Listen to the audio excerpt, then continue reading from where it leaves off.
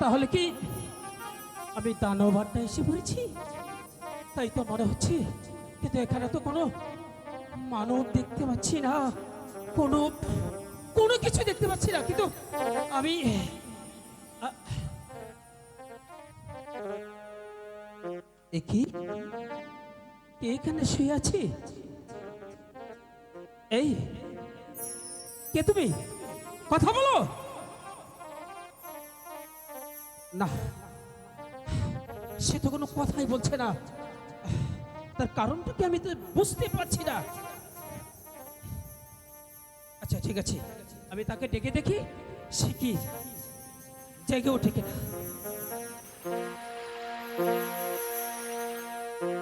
কোটো!